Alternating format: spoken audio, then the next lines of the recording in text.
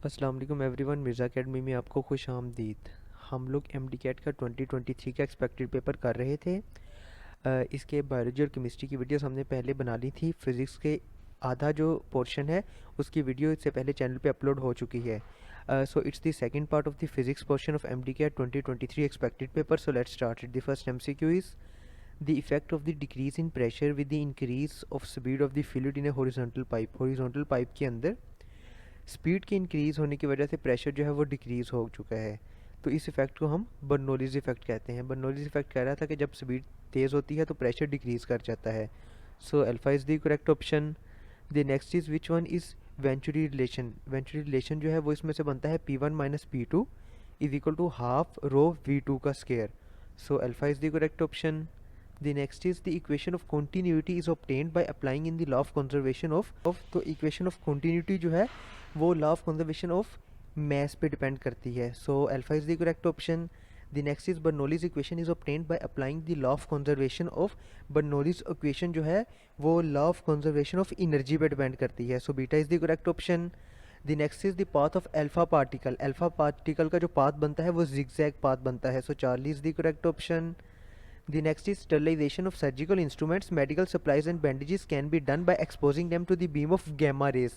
Hospitals में हम जो सर्जिकल इंस्ट्रूमेंट्स ऑपरेशन के लिए यूज़ होते हैं या दूसरी मेडिकल सप्लाईज़ हैं, कोई आपके पास बैंडेजेस वगैरह हैं, कोई इंजेक्शंस वगैरह हैं, उनकी स्टेरिलाइजेशन के लिए, उनको साफ़ करने के लिए, बैक्टीरिया से साफ़ करने के लिए हम लोग गैमा रेस को यूज़ करते हैं।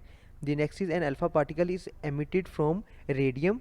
What is the mass and atomic number of the daughter nucleus. Radium जब एक अल्फा पार्टिकल को रिलीज़ करता है तो हमारे पास रेडोन Rn बचता है, और Rn का जो एटॉमिक मैस होता है वो 222 होता है, और उसका जो एटॉमिक नंबर होता है वो 86 होता है। So Charlie is the correct option.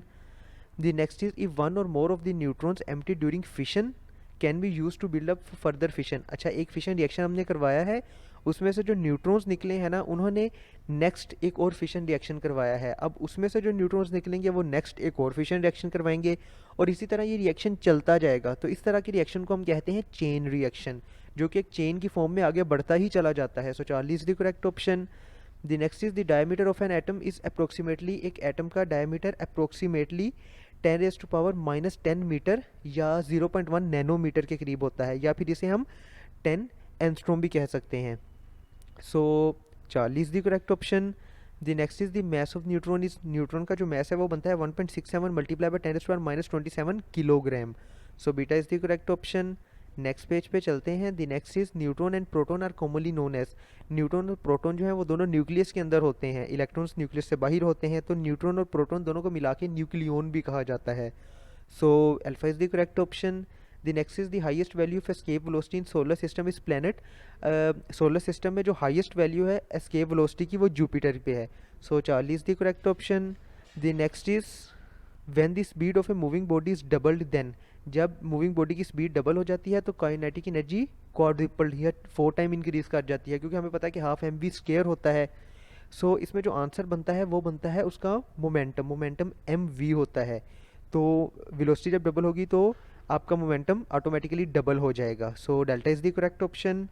Next is a man lifts vertically a weight of 40 kilogram through 1 metre in 10 seconds, while a child lift vertically a weight of 10 kilogram through a distance of 1 meter in 1 second. What will be correct inference? अब sir देखो, work जो है वो time पे depend नहीं करता कि time उसको करने में कितना लगा है, तो टाइम का तो फैक्टर आप निकाल दो।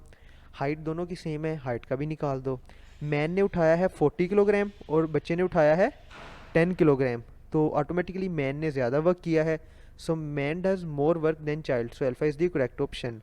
The next which of the following substance possesses the highest elasticity. अच्छा, इलास्टिसिटी जो है ना वो डिपेंड करती है मॉडुलस ऑफ इलास्टिसिटी पे। इनमें से स्टील का जो मॉडुलस ऑफ इलास्टिसिटी है वो सबसे ज़्यादा है, इस वजह से स्टील की इलास्टिसिटी सबसे ज़्यादा है।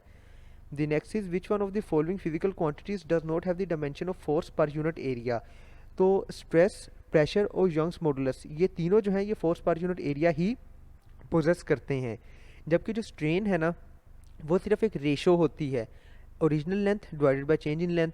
ओके, तो इसका कोई भी वो यूनिट बनता ही नहीं है। So strain is the correct option. The next is a wire suspended vertically from one end is stretched by attaching a weight of 20 newton to the lower end the weight stretches the wire by 1 millimetre. How much energy is gained by the wire. इसमें जो formula use होता है वो होता है half F X. अब f की value कितनी है 20 न्यूटन और x की वैल्यू कितनी है 1 मिलीमीटर, इसको हमने मीटर में कन्वर्ट कर देना है और सिंपल इसको फार्मूले में पुट करेंगे तो हमारे पास जो एनर्जी की वैल्यू आएगी वो आएगी 0.01 joule. So 0.01 is in option A, so alpha is the correct option. The next is which one has the greatest energy gap. इनमें से ग्रेटेस्ट एनर्जी गैप जो है वो नॉन मेटल्स का होता है, इस वजह से उस गैप को फिल आउट कर नहीं पाते हैं, इस वजह से वो एनर्जी को कंडक्ट नहीं कर पाते हैं, सॉरी इलेक्ट्रिसिटी को कंडक्ट नहीं कर पाते हैं। The next is what is the SI unit of modulus of elasticity of substance। Modulus of elasticity का SI यूनिट पूछा हुआ है तो वो बनता है न्यूटन पर मीटर का square. So alpha is the correct option. The next is the electrons in conduction band are free to transport charge. के कंडक्शन बैंड में जो होते हैं इलेक्ट्रॉन्स वो चार्ज को फ्रीली ट्रांसपोर्ट कर देते हैं। नेक्स्ट पेज पे चलते हैं। The next is many of the semiconductors are crystals of the type. बहुत से जो सेमीकंडक्टर्स होते हैं वो किस टाइप के क्रिस्टल होते हैं, तो वो होते हैं face centred cubic. The next is what is the value of the current in a wire of 10 centimetre long at the right angle to the uniform magnetic field of 0.5 weber per metre square when the force acting on the wire is 5 newton. Values निकाल लें इसमें से। Length उसकी कितनी है 10 centimetre, L की value होगी 10 centimetre, इसको मीटर में कन्वर्ट कर लेंगे। एंगल कितना बनेगा, राइट एंगल था तो theta is equal to 90 degree. जो बी की वैल्यू है वो बनती है 0.5 और एफ की वैल्यू बनती है 5 newton. Simple F is equal to I L B sine theta, इसमें से आई की जो वैल्यू निकलेगी वो निकलेगी 100 ampere. The next is which one of the following material is most suitable for making core of electromagnet. Electromagnet की core बनाने के लिए हम सॉफ्ट आयरन को यूज़ करते हैं। The next is SI unit of flux density. Flux density का जो एसआई यूनिट बनता है वो बनता है Newton per ampere per metre, और क्योंकि ये टेस्ला के इक्वल होता है so alpha is the correct option. The next is which of the following is not a electromechanical instrument. Electromechanical instrument जो है वो एसी ट्रांसफार्मर और डीसी जनरेटर नहीं है। Okay, the next and the last one for this video is the charge particle enter the uniform magnetic field. Charge particle है जो uniform magnetic field में enter हुआ है इन सच ए way that it's initial velocity is not perpendicular to the field, the orbit will be, उसका जो orbit बनेगा वो helix orbit बनेगा। So delta is the correct option. Let's end here. If you have any question, any query regarding it, you can ask in the comment section. Thank you.